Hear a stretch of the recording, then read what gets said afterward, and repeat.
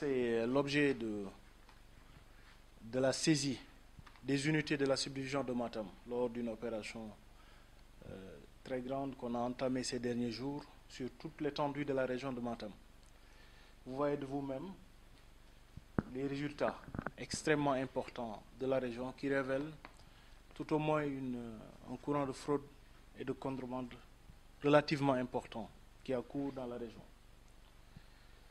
On a saisi au cours de cette opération 88 bidons d'huile, 54 sacs de sucre, 11 sacs de farine, 100 paquets de savon, 10 cartons de thé, 3 paquets d'allumettes, 5 grosses de biscuits, 50 kilos de chanvre indien, mais aussi beaucoup de médicaments contrefaits.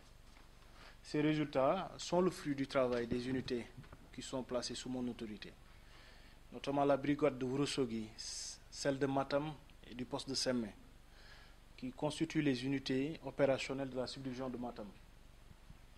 Comme vous le savez tous, la fraude elle est interdite, elle n'est pas encouragée, et notre action tend à en limiter les effets, dont les médicaments contrefaits qui occasionnent de nombreux méfaits sur la population. Vous voyez de vous-même, ces médicaments pouvaient être consommés par n'importe qui dans cette région et qui auraient eu des effets néfastes sur leur santé. Le chanvre indien, comme vous le savez, est mauvais. Son commerce est interdit, sa circulation est interdite. Et les saisies démontrent encore une fois qu'on est dans une zone où le trafic est très dense en cette matière. 50 kilos saisis sur des fugitifs malheureusement qu'on n'a pas pu appréhender. Notre feuille de route, elle se résume à une action. Réprimer la fraude. Je ne parle pas de la fraude de subsistance qui, on le sait, est certes blâmable mais tolérable aussi. On parle de la fraude de grande envergure, celle que mènent des fraudeurs chevronnés. On est venu pour arrêter ce trafic. On est déterminé, il faut que la population sache qu'on est là pour ça. Et qu'elle ne soit pas instrumentalisée par ces fraudeurs-là. Parce que les avantages qu'ils tirent de leur commerce illicite, ils ne le partagent pas avec la population. Et tout au plus, si ils sont souvent nos parents, mais quand même, il faut comprendre que la fraude, celle qui est réprimée, c'est la fraude de grande envergure. Cette saisie, vous savez, il est difficile d'estimer des marchandises frauduleuses. Mais pour le cas-ci, on peut l'estimer plus ou moins à 20 millions. À 20 millions de francs CFA. Nous appelons les populations à soutenir notre action. Notre action, on le fait pour leur bien.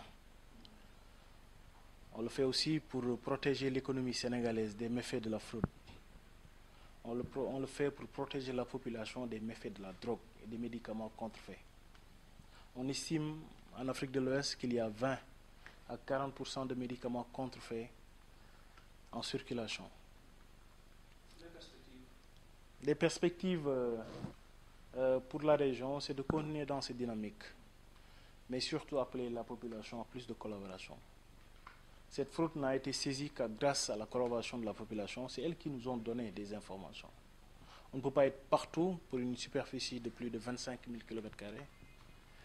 Donc, forcément, on attend de cette population qu'elle nous soutienne. Les perspectives aussi, c'est de renforcer la lutte contre la fraude et les commerces illicites de drogue et de chanvre indien, de médicaments.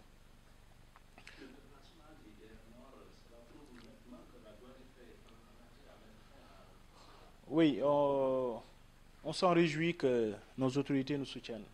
Au-delà du directeur régional Nord, c'est les autorités administratives qui marquent le soutien à notre égard.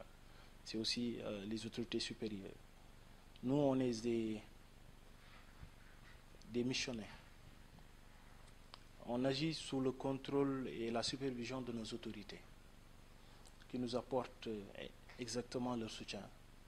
Donc on se réjouit encore une fois, de son déplacement auprès de la population pour encore une fois apaiser les cœurs et les esprits, sachant que le travail qu'on fait, on le fait pour le bien de tous.